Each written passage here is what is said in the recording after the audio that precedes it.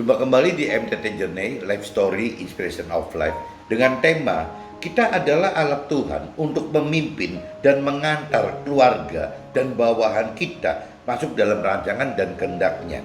Dari kitab 1 Petrus pasal 5 ayat 1 sampai 6 dan kitab 1 Petrus pasal 5 ayat 7 sampai 11. Tema pagi ini teman-teman, jelas kalau kita lihat di kitab Petrus pasal 5 ayat 1 sampai terakhir itu, khususnya sampai 11, itu ternyata kita hidup itu tidak bisa semena-mena seenak kita, teman-teman. Jadi kita ini diciptakan oleh Tuhan apabila kita percaya, apabila taat, apabila mengasihi Tuhan adalah sebagai alat, teman. Bagaimana kita membawa keluarga kita dan bawahan-bawahannya kita, teman-teman. Jadi mungkin kalau diurut dari mulai keluarga kita sendiri, ya keluarga kecil kita, keluarga besar kita, bahkan kalau saya sebagai pengusaha atau teman-teman pengusaha atau orang karir atau buruh gitu, ya kita ini diminta oleh Tuhan untuk bisa membawa semua gitu keluarga kita dan bawahan kita masuk ke dalam rancangan kehendak Tuhan, teman. Jadi tidak bisa seenaknya apa yang kita rencanakan kehendaki dari kita sendiri gitu.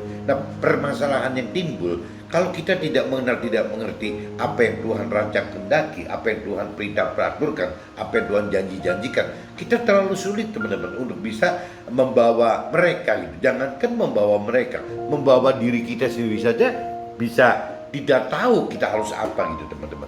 Nah, ini coba teman-teman, saya coba kupas satu persatu aja.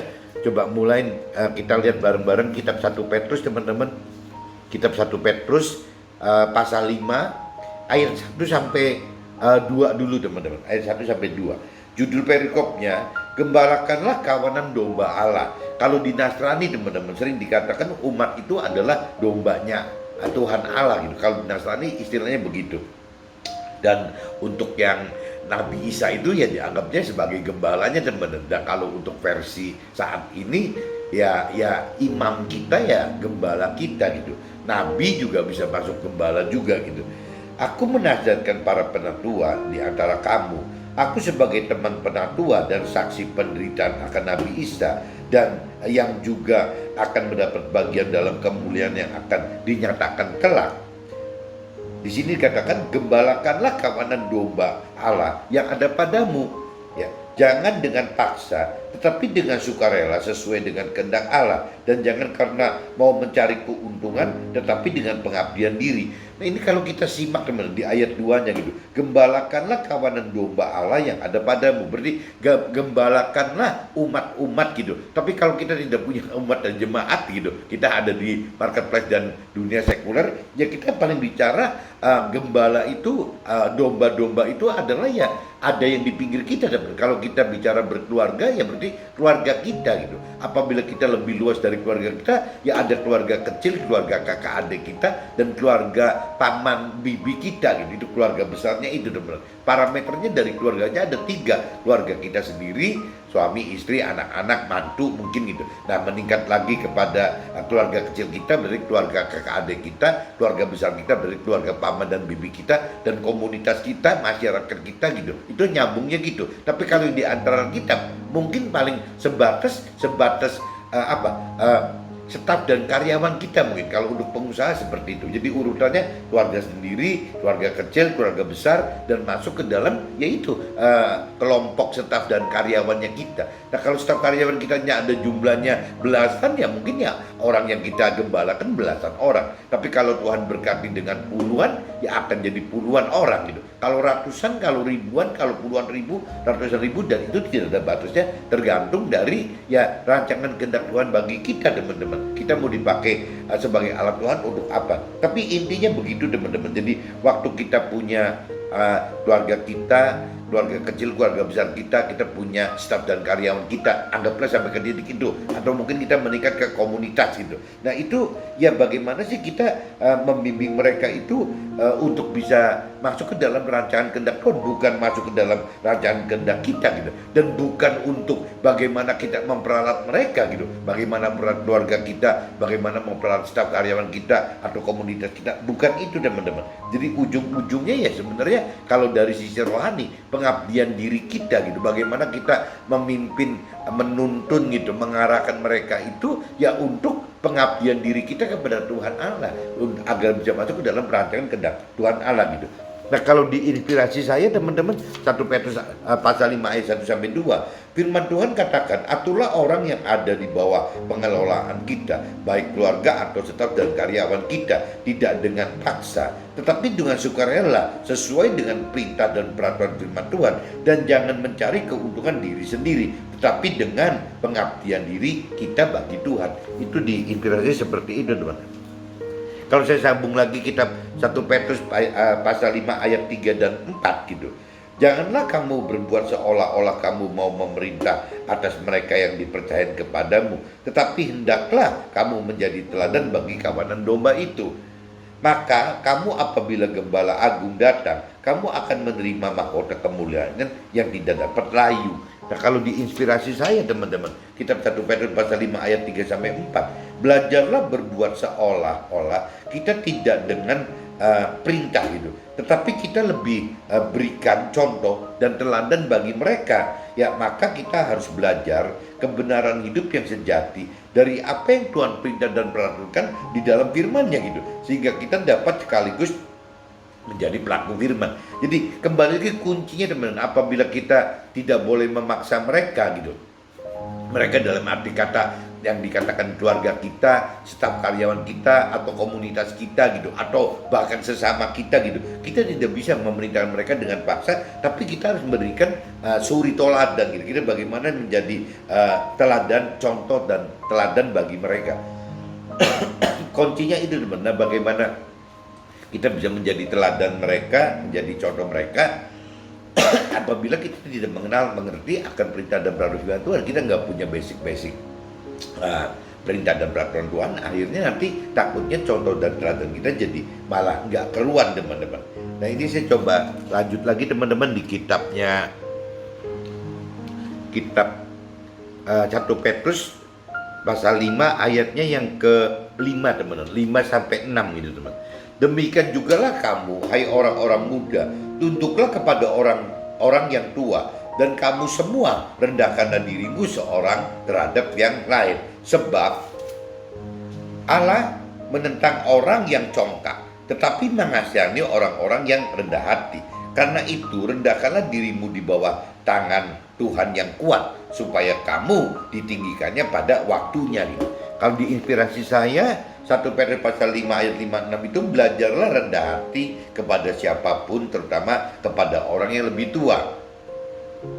Dan belajarlah merendahkan diri di bawah Tuhan yang kuat gitu, agar pada saat waktunya Tuhan, kita akan ditinggikan Tuhan, bukan ditinggikan oleh manusia, seperti yang terjadi dalam kehidupan orang-orang dunia dan orang-orang berkeyakinan pada umumnya. Jadi kita beda teman, apabila kita pengen dianggap hebat gitu, dimuliakan, itu bukan dimuliakan atau dianggap hebat oleh manusia teman-teman. Yang Tuhan inginkan itu bagaimana kita bisa dianggap hebat atau dimuliakan, diagungkan gitu, ditinggikan oleh Tuhan gitu. Kenapa sih Tuhan kok bisa mengagungkan kita, memuliakan kita? Karena kita menjadi pelaku firman yang benar-benar apa ya, yang militan gitu, yang benar-benar berani melakukan firman Tuhan.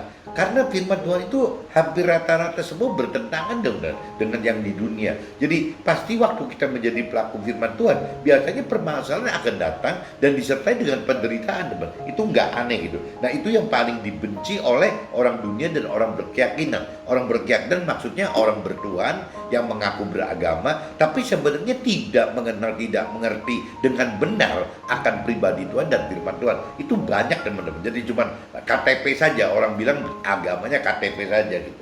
Nah, ini saya coba lanjut lagi di kitab 1 Petrus teman-teman, 1 Petrus pasalnya ke-7 sampai ke-8 teman-teman.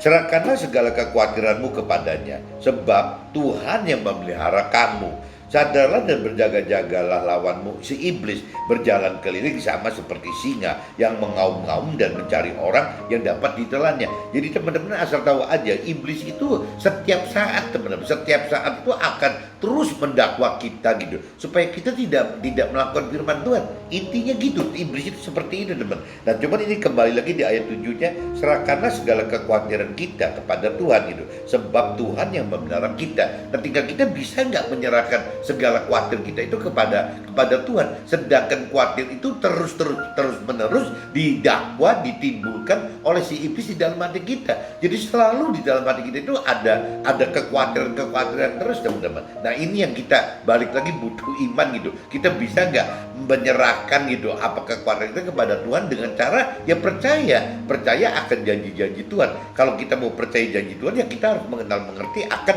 perintah dan peraturan Tuhan dan apa yang dijanjikan Tuhan. Dan untuk apa gitu rancangan kehendak Tuhannya. Tanpa mengerti hal-hal seperti itu, teman-teman, sulit, teman-teman. Dan tidak cuma cukup mengerti firman Tuhan juga, tapi ya kembali lagi kita harus mampu gitu menghidupkan roh Tuhan di dalam kita untuk bisa benar-benar gitu ya mengerti firman Tuhan dari hikmatnya Tuhan gitu, dari pikiran perasaan kehendak Tuhan, dari jiwa Tuhan. Tanpa ada roh Tuhan itu nggak mungkin. Begitupun juga dengan waktu melakukan firman Tuhan, teman. Tanpa ada roh Tuhan, tidak mungkin kita akan mampu melakukan firman Tuhan. Kenapa? Karena semua pada dasarnya apa yang diperintahkan firman Tuhan bertentangan dengan apa yang dilakukan, diperintah dan dilakukan oleh dunia, teman. Jadi benar-benar beda sekali, teman. Dan juga yang tadi di ayat 8, si iblis itu tidak diem, teman. Terus menerus akan ganggu kita, mendakwa kita bahwa oh nggak mungkin ini itu. Dan dia akan beri contoh. Ya contohnya orang-orang dunia dan orang-orang berkeyakinan tadi. Dan kita akan jadi sengsara sekali, teman-teman. Merasa jadi bodoh sekali, aneh, merasa jadi kayak tersisi gitu, terkucil ya seperti ini, teman. Merasa gila gitu, nggak waras gitu. Ya memang seperti itu, teman. Jadi firman Tuhan itu pasti dianggap bertentangan dengan dunia karena memang berbeda, teman. Apa yang Tuhan rancang kendaki dengan apa yang dunia rancang kendaki itu berbeda gitu. Kalau Tuhan itu kan pengennya bagaimana kita mendapatkan jadi keselamatan di akhirat yang kekal, mendapat damai sejahtera yang abadi di dalam surga, tinggal bersama Tuhan di rumah tetap di dalam surga. Pengennya seperti itu, teman-teman. Sedangkan manusia atau orang yang dunia atau orang berkeyakinan atau bahkan iblis itu kan pengennya kan beda. Bagaimana mencapai target sukses duniawi, bagaimana mendapatkan kebahagiaan duniawi, bagaimana bisa memenuhi nafsu-nafsu dunia dengan segala macam cara dihalalkan. Itu dunia seperti itu. Jadi bertentangan sekali, teman-teman. Nah, ini kalau diinspirasi saya, teman-teman, ayat 7-8 itu 1 Petrus 5 ayat 7-8 itu melakukan firman bukanlah hal mudah karena semua bertentangan dengan apa yang dunia lakukan. Kita harus beriman, percaya dengan serahkan segala kekhawatiran bahwa Tuhan yang pelihara kita dalam segala hal dan menyadari selalu ada dakwaan dari iblis. Jadi yang mesti selalu diingat itu ya iblis itu akan terus gitu ya memperkuat kekhawatiran kita. Ya ini yang kita mesti hati-hati gitu. Nah, kalau kita teruskan di kitab 1 Petrus 5 ayat 9-10, teman-teman, lawanlah dia dengan iman yang teguh, sebab kamu tahu bahwa semua saudaramu di seluruh dunia menanggung penderitaan yang sama, dan Allah sumber segala kasih karunia yang telah memanggil kamu dalam Nabi Isa atau firman Tuhan kepada kemuliaannya Tuhan Allah yang kekal akan melengkapi, meneguhkan, menguatkan, dan mengokohkan kamu sesudah kamu menderita sekian lama gitu. Jadi ini jelas di ayat 10 dinyatakan, teman-teman, bahwa memang waktu melakukan firman Tuhan itu ya ada konsekuensi permasalahan dan penderitaan. Tidak bisa menghindar dari itu, teman. Justru bagaimana caranya, istilahnya kita berpegang kepada Tuhan ya supaya yaitu Tuhannya bisa meneguhkan, bisa melengkapi, bisa meneguhkan, bisa menguatkan, mengokohkan kita gitu. Ya dari derita-derita yang Tuhan anggap itu kan tidak kekal penderitaannya. Kenapa sih nggak berani kita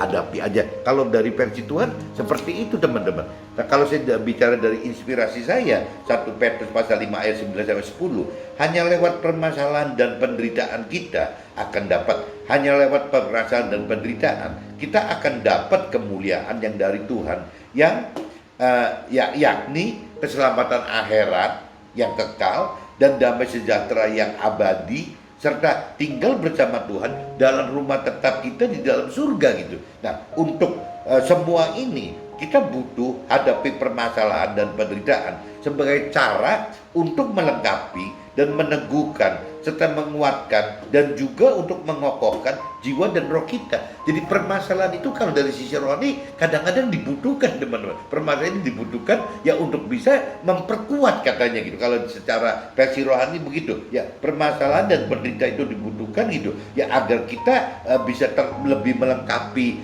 syarat-syarat untuk masuk dalam surga gitu, ya untuk bisa melakukan firman Tuhan gitu. Jadi kita butuh dilengkapi, kita butuh diteguhkan, kita butuh dikuatkan, kita juga butuh dikokohkan dengan cara ya tadi, ya harus mengalami permasalahan dan penderitaan sehingga ya umumnya jiwa dan roh kita jadi kuat, teman-teman. Jiwa dan rohnya gitu. Kalau bicara rohani kan lebih dominan jiwa dan roh, bukan tubuh gitu. Karena tubuh itu kan akan menjadi tubuh yang baru di dalam surga gitu.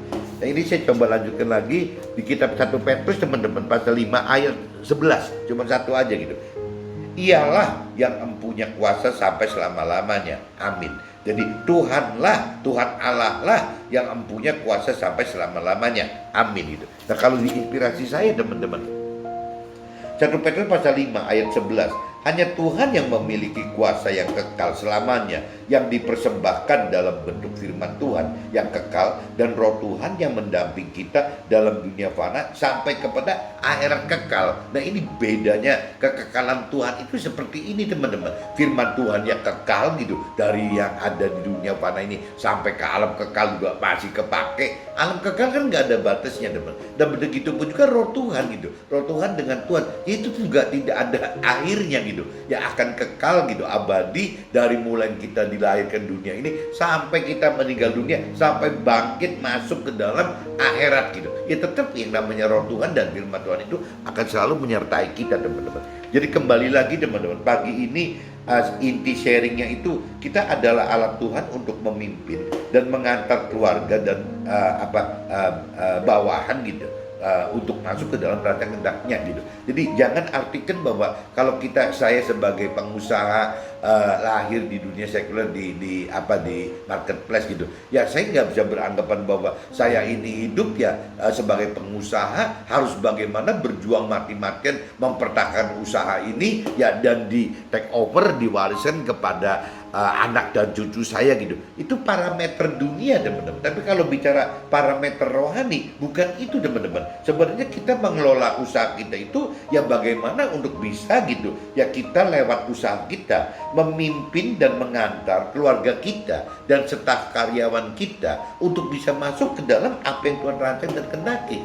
Tidak jauh-jauh ya keselamatan lagi, teman-teman. Jadi Tuhan itu pengen sekali kita sebagai pengusaha atau sebagai orang karir atau sebagai orang buruh, bahkan kalaupun sebagai mentor rohani atau rohaniawan atau apapun juga gitu, ya Tuhan pengen supaya kita mendapatkan keselamatan itu. Tapi kan tetap kita yang secara pribadi ini mesti bisa lebih dahulu mengenal dan mengerti serta melakukan firman Tuhan, teman, sebagai awalnya konsumen firman kan gitu. Nah, tapi setelah kita mengenal, mengerti dan melakukan firman Tuhan, sebenarnya kita sudah bisa menjadi alat Tuhan itu sebagai produsen dari firman-Nya Tuhan itu ya.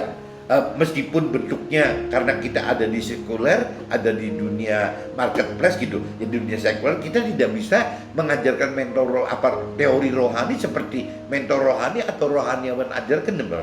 Kita ini tidak memiliki talenta itu. Ya kita jelas Tuhan taruh di marketplace dan dunia sekuler sebagai pengusaha, orang karir dan buruh ya untuk bisa bersaksi gitu, bukan mengajar teori rohani tapi bersaksi akan kehidupan kita ya bersama Tuhan dan di dalam jalan firman Tuhan, teman. Itu sebenarnya kuncinya itu. Tapi kalau kita sebagai pengusaha, peluangnya lebih besar, teman-teman, untuk bisa mengaitkan lebih banyak orang gitu. Karena kita jelas ada keluarga kita yang tadi dikatakan kalau kita bisnisnya sukses, ya keluarga kita juga akan menilai kita bahwa kita ini hebat dari kacamata dunia sehingga mereka akan mendengarkan kita. Nah kita giring mereka, tuntun mereka, arahkan mereka untuk bisa masuk ke dalam rancangan kehendak Tuhan yang benar gitu. Bagaimana mencari keselamatan akhirat, bagaimana mencari damai sejahtera yang kekal, bagaimana tinggal bersama Tuhan dalam surga dengan cara yang melakukan firman Tuhan, teman.